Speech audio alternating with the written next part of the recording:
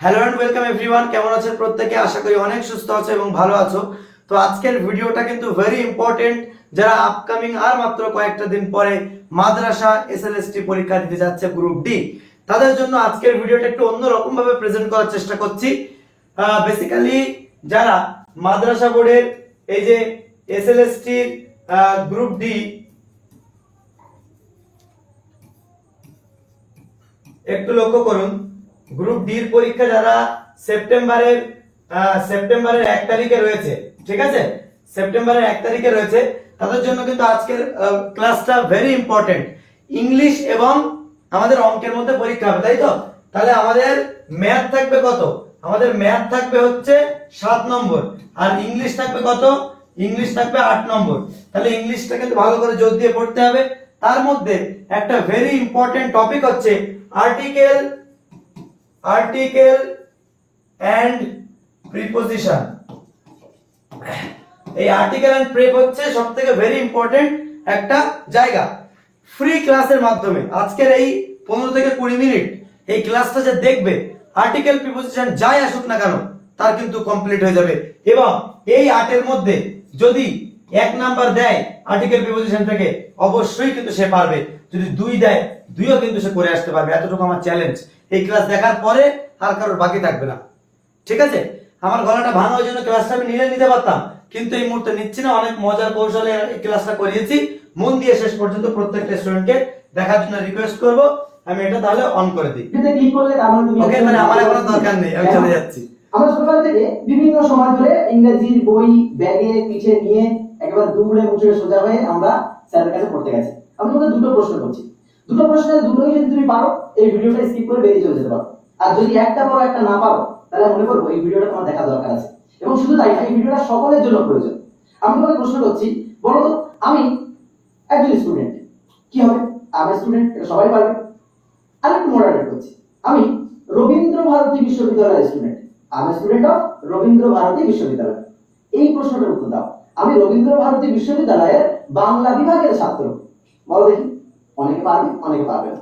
তো এই জায়গায় আজকের ভিডিওটা, এই যে রবীন্দ্র ভারতীর অফ হচ্ছে, তাই না? যে কোথায় অফ বসবে, কোথায় অন বসবে, কোথায় ডিসাইড বসবে, বাই, দিস, দ্যাট, অনেক কিছু আমাদের মাথায় ছোট থেকে পড়ে যাচ্ছে, কিন্তু আজও সেই একেবারে মনের তৃপ্তি সহকারে ঠিক হলো না।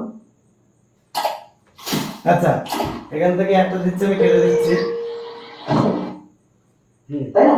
আজকের ভিডিওতে একটা গল্পের ছলে সমস্ত বিষয়গুলো তোমাকে ক্লিয়ার করে দেবো, এবং যার ফলে সমস্ত সেই পুরনো দিনের যে ব্যাপারটা, অনেকে মনে করবে যে হ্যাঁ আগে পড়েছিলাম, জানি ব্যাপারটা, আচ্ছা আচ্ছা স্মৃতিতে মনে আছে, কিন্তু তার উপর ধুলোবালি জমে গেছে। সেই ধুলোবালি ঝেড়ে মনে হবে তুমি শব্দ শিখেছো ব্যাপারগুলো। ওকে, মনে করো তুমি পার্কে গেছো তোমার গার্লফ্রেন্ডকে নিয়ে, গার্লফ্রেন্ড তোমার পাশে বসে আছে, খুব সুন্দর করে কথা বলছো, সুন্দর করে একটা কথা আলাপ চলছে, সে তোমার পাশে বসে আছে, কি বসবে? কথা চলতে চলতে হুট করে তার মেজাজ ধরে গেল, বলে একবার মুখ ভাঙিয়ে সে দূরে গিয়ে বসে পড়লো। সেই দূরে বসে থাকার পাশে কি বলবে, আর কাছে বসে থাকার পাশে কি বলবে? আজকের ভিডিওতে সবগুলো বলবো। তো চলো ভিডিওটা শুরু করা যাক। তোমরা দেখতে পাচ্ছ আমরা এখানে একটা গোল এঁকেছি। এই গোলটাকে তুমি যদি এই ছবিগুলোকে মেমোরাইজ করে নিতে পারো, আমি সব কটা বিষয় জানবো। আজকের ভিডিওতে একাধিক প্রিপজিশন সম্পর্কে জানবো। এই জিনিসগুলোকে কি বলে? এই in, off, beside, by, up, down, this, that সবকিছুকে একসঙ্গে আমরা বলবো প্রিপজিশন। মানে কোন একটা জায়গা আগে প্রিপজিশন। আমরা বলতাম না প্রি ম্যাট্রিক, মানে ম্যাট্রিক পরীক্ষার আগে, তাই না? তো প্রিপজিশন, ঠিক আছে, এটা কোষের প্রথমে বসে নামের বা নামবাচক শব্দের, অর্থাৎ নাউন বা প্রোনাউনের আগে বসে কি বসে? প্রিপজিশন, ঠিক আছে? তাহলে এই প্রিপজিশন কত ধরনের? বহু ধরনের আছে। আজকের ভিডিওতে একাধিকগুলো শিখবো। প্রথমে লক্ষ্য করো এই প্রিপজিশনের কাজটা কি। আমরা বাঙালি যখন একটা বিষয় জানি, আমাদের যখন ছেলে মেয়ে বড় হয় তখন দুজনের মধ্যে বিয়ে দেওয়ার জন্য একটা মিডিয়া লাগে না? তার নাম কি? ঘটক। বলে না, আমি তোমার বাড়ি ঘটক পাঠাবো, তাই না? তো সেই ঘটক কি করে? একটা ছেলে একটা মেয়ের মাঝখানে বিয়ে দিয়ে একটা সম্পর্ক তৈরি করে দেয়, একটা গাঁট ছাড়া বেঁধে দেয়, তাই না? এই যে বেঁধে দেওয়া কাজটা কি করছে? ঘটক করছে। আর ঘটকের বাঁধা কাজটা যদি ঠিকঠাক না হয়, বউ যদি ভালো না হয়, ওই ঘটক মৃত্যুর আগের দিন পর্যন্ত গাও খাবে, তাই না? যে কি একটা কপালে বিয়ে দিয়ে গেল, ঠিক আছে, এখন পর্যন্ত জ্বলতে হচ্ছে। তো যাই হোক, এখন বিষয়টা হচ্ছে এই যে ঘটক যে কাজটা করছে, দুটোকে একসঙ্গে মিলিয়ে দিচ্ছে।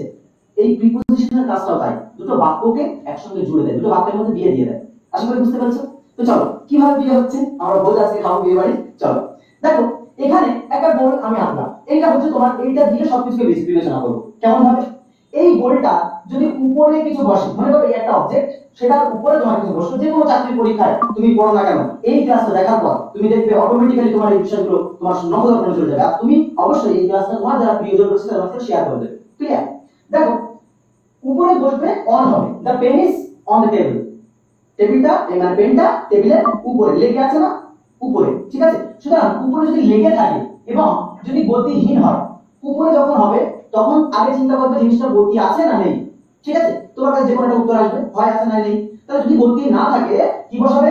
অন বসাবে। এবং যদি লেগে থাকে, ঠিক আছে, অন দা টেবিল, লেগে আছে, তাহলে গতি নেই, কোনো জায়গায় মুভ করছে না, টেবিলের উপরে আছে, লেগে আছে, তাহলে কি অন হবে। আর কখন বলবে? কখনোই বলবে না। এবার চলো এখানে আরো উপরে গেলে অ্যাবভ হয় আর ওভার হয়। এবার যদি গতি যুক্ত আসে সেক্ষেত্রে এগুলো হয় ওভার আর অ্যাবভ। তাহলে স্যার ওভার কখন বসবে, অ্যাবভ কখন বসবে? মনে রাখবে গতি যুক্ত হলে ওভার অ্যাবভ দুটোই বসবে। তাহলে কখন কোনটা? মনে করো ফ্যান যদি আমাদের মাথার উপরে ঘোরে, তাহলে কি সেটা গতি আছে, কিন্তু সেটা কি নিজের জায়গাকে পরিবর্তন করছে? ওই ফ্যান একবার তোমার ঘরে ঘুরছে, আরেকবার পাশের ঘরে চলে যাচ্ছে, আর একবার এভাবে করছে না, তাহলে হুলস্থুল হতে যাবে পুরো ঘরের মধ্যে, তাই না? তো যাই হোক, সেই জন্য গতি আছে কিন্তু নিজের জায়গাকে সে পরিবর্তন করছে না, তাহলে কি হবে? সেখানে অ্যাবভ হবে। দ্য ফ্যান রানিং হচ্ছে কোথায়? অ্যাবভ দ্য হেড, ঠিক আছে? তাহলে উপরে আছে, গতিযুক্ত উপরে, নিজের জায়গা পরিবর্তন করছে না। ওভার কখন হবে? যখন উপরে থাকবে বাট নিজের জায়গা মানে পরিবর্তন করবে, জায়গা পরিবর্তন করবে, গতিশীল হবে। কেমন? যেমন হচ্ছে এরোপ্লেন, ঠিক আছে? এরোপ্লেন কি উপর দিয়ে যাচ্ছে, গতিশীল ভাবে যাচ্ছে, জায়গাকে পরিবর্তন করছে। পাখি উপর দিয়ে উড়ে যাচ্ছে, জায়গাকে পরিবর্তন করছে, গমন করছে, তাই না? একটা পাঁচিল আছে, পাঁচিলের উপর দিয়ে কুকুরটা জাম্প মারছে, লেগে থাকছে না কিন্তু সে জাম্প মারছে, ওভার দ্য ওয়াল। বুঝতে পেরেছো? তাহলে উপরে থাকলে কখন কোনটা হবে? আশা করি ক্লিয়ার হয়ে গেছে। এবার নিচে যদি চলে আসো, মনে করো মাই পেট, আমার যে পোষ্য বিড়াল রয়েছে সেই বিড়ালটা আমার কি খাটের তলায় রয়েছে, তাহলে কি এখান থেকে আন্ডার থেকে নিচে হবে, তাহলে মাই পেট সিট আন্ডার দা টেবিল বা বেড, ঠিক আছে? তাহলে নিচে যদি থাকে সেক্ষেত্রে আন্ডার হবে। তাহলে উপরটা নিচেটা আমাদের ক্লিয়ার হয়ে গেল। আশা করি এই পর্যন্ত ইহা তক সবকো ক্লিয়ার, রাইট? তো তাহলে কটা শিখলাম? একটা, দুটো, তিনটে, চারটে কিন্তু সেটা কমপ্লিট। এবার দেখো যদি সাইডে থাকে তাহলে হবে বিসাইড। বিসাইডে সাইডে থাকে দুটো, একটা বিসাইড একটা বাই। মনে করো তোমার গার্লফ্রেন্ডের সঙ্গে তুমি গল্প করছো, যে কথাটা বললাম, যখন তার সঙ্গে সম্পর্ক ভালো আছে, সে পাশে বসে আছে, যদি গায়ে গায়ে পাশাপাশি কেউ বসে থাকে সেটা কি হবে? সে হবে এখানে বিসাইড, ওকে? আর যদি মনে করো পাশে নয়, একটু দূরে গিয়ে বসে আছে, হবে কি বাই। তার সাথে এই ব্যাপারটা বুঝতে পারছো, বাই কোনটা হবে, বিসাইড কোনটা হবে। এবার দেখো মনে করো আপ এবং ডাউন, তাহলে স্যার এখানে তো আন্ডার করা করেছি, উপরে থেকে অন করেছি, তাহলে আপ ডাউনটা কি? মনে করো দরজার উপরে একটা পেরেক করছি, দরজার উপরে সিট পিনটা লাগাচ্ছি, ঠিক আছে? এটা হচ্ছে আপ আর নিচে থেকে হচ্ছে ডাউন। আশা করি বুঝতে পারছো তাহলে কোনটা কি। এবার দেখো আরেকটু অ্যাডভান্স যাও। মনে করো আমরা এই যে একটা গোল, এই গোলটার মধ্যে থেকে কেউ একটা বেরিয়ে যাচ্ছে, কেউ একটা বাইরে, এই গোলটার বাইরে, ওকে? তাহলে এটা হচ্ছে আউট। আমরা বলি আউট অফ সিলেবাস, মানে সিলেবাসের বাইরে প্রশ্নটা এসেছে, মানে সিলেবাসের সম্পূর্ণ বাইরে। সম্পূর্ণ যদি বাইরে থাকে কি হবে? আউট। আর যদি সম্পূর্ণ ভিতরে থাকে, তাহলে কি হবে? ইন মানে ভিতরে, সম্পূর্ণ ভিতরে, ঠিক আছে? এবার দেখো সম্পূর্ণ ভিতরের ভিতরে, ঠিক আছে? ভিতরে কি? তাহলে ইন থাকে সম্পূর্ণ ভিতরে, এই লাল গোলের ভিতরে এই ইনের গোলটা আছে সম্পূর্ণ ভিতরে। এবার দেখো এই ইন নামক গোলের ভিতরে আবার একটা জায়গা বোঝানো আছে, সেটা হবে at. I live at Natunhat, ঠিক আছে? আই লিভ অ্যাট সুবর্ণপুর, ঠিক আছে? বা আই লিভ অ্যাট বেহরামপুর।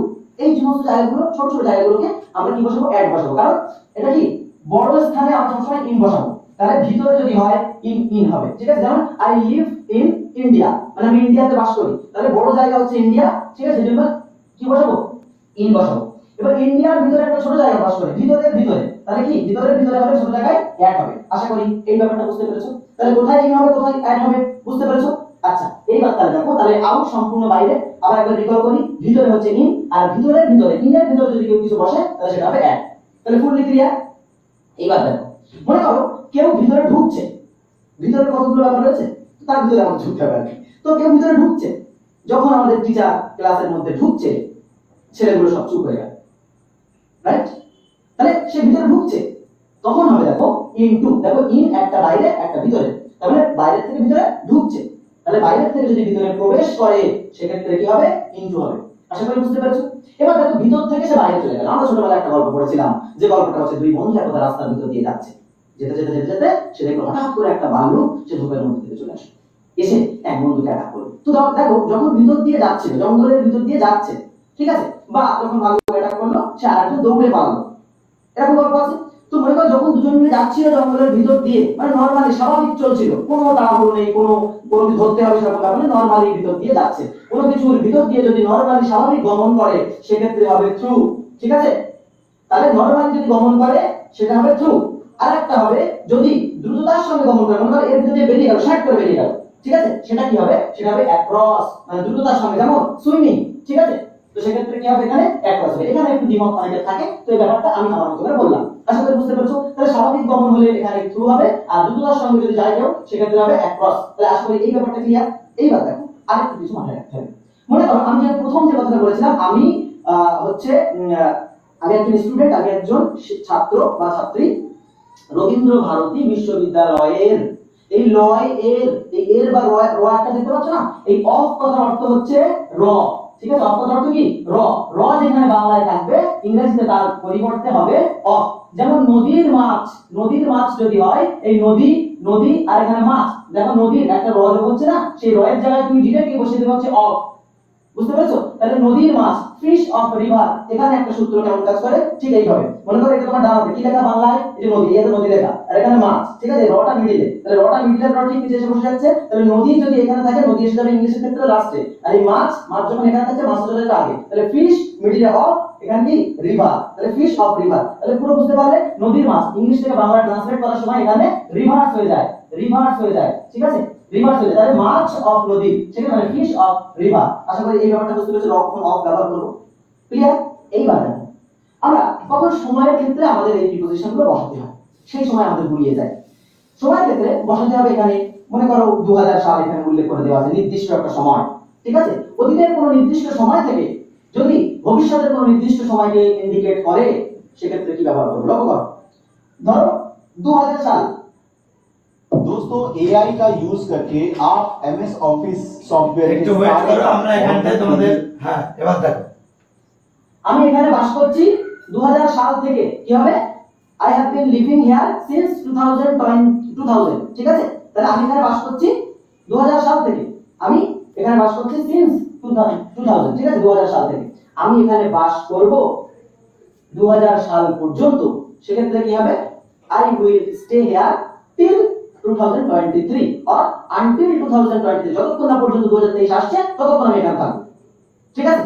তো সেই একটা হচ্ছে ব্যাপার, মানে তুমি রাজি হও নইলে আমি কিন্তু করব না। তো সেরকম টিল আর আনটিল, আশা করি বুঝতে পেরেছো। তাহলে অতীতের কোনো নির্দিষ্ট সময় থেকে যদি কোনো কাজ হয়ে থাকে, নির্দিষ্ট সময় বলে দেবে, সেটা হবে সিন্স, ঠিক আছে? তাহলে এবার এই যে দুটো সময়, এই সময়ের মধ্যে একটা নির্দিষ্ট সময় আছে না, মনে করো 2000 সাল থেকে সে আছে, থাকবে 2023 সাল পর্যন্ত, তাহলে কি হবে? এর মাঝখানে যে 23 বছর, এই 23 বছরটাকে আমরা বলবো ফর।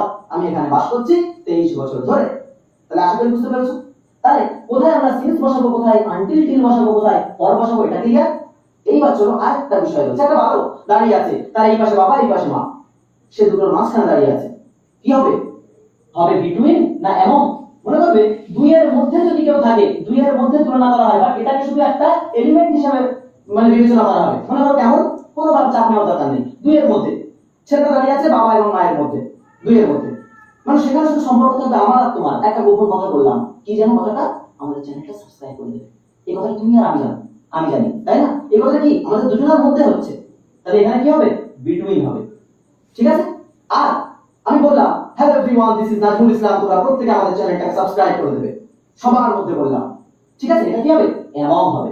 আশা করি বুঝতে পেরেছো। অনেকের মধ্যে যদি থাকে, একটা স্টুডেন্ট আছে, এই স্টুডেন্টটা রেড কালারের, সে খুবই ব্রিলিয়ান্ট, সমস্ত among all of those students, the boy is very brilliant among of those all students, ঠিক আছে? এই সমস্ত স্টুডেন্টের মধ্যে ছেলেটা খুব ব্রিলিয়ান্ট। তাহলে অনেকের মধ্যে যদি তুলনা করা হয় সেক্ষেত্রে কি হবে? among।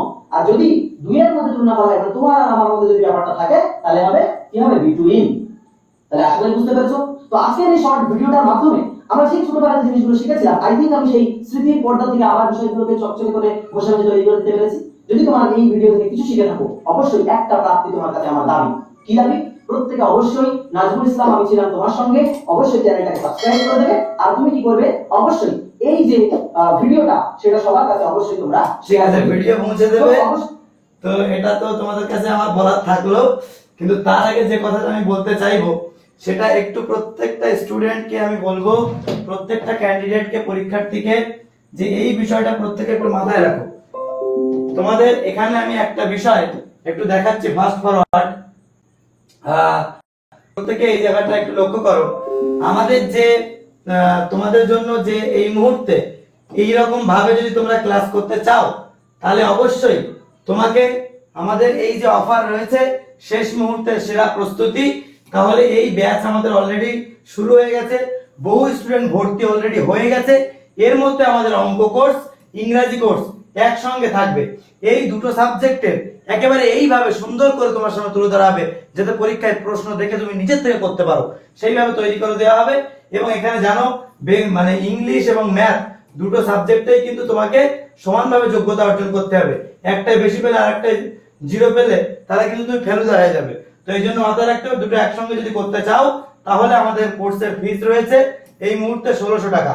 এবং এই 1600 টাকাতে অফার টফার যা ছিল সব ধোয়ার মতো উড়ে গিয়েছে। এখন 1600 টাকায় পড়ে আছে 40 থেকে 50টা স্টুডেন্ট। আমাদের এই অফারটা 1600 টাকায় আমরা এই স্টুডেন্টকে ভর্তি নেব। অলরেডি অনেক দূর চলে এসেছে ভর্তি, ঠিক আছে? এক্সাক্ট নাম্বারটা বললাম না। যদি ভর্তি হতে চাও তাহলে এক্ষুনি আমার সঙ্গে কল করে এই নাম্বারে আমার সঙ্গে সিদ্ধান্ত আগে নাও, তারপর যোগাযোগ করে ভর্তি হয়ে যাও। দেখা হচ্ছে পরবর্তী ভিডিওতে। ভালো থেকো, সুস্থ থেকো, আর এই চ্যানেলটা সাবস্ক্রাইব করে আমাদের সঙ্গে থাকো। Wish you all the best. কেমন লাগলো জানিও ক্লাসটা, এবং আশা করি মাদ্রাসা বোর্ডের পরীক্ষার প্রস্তুতি নেওয়ার জন্য এই নাম্বারে এক্ষুনি কল করো। Thank you so much.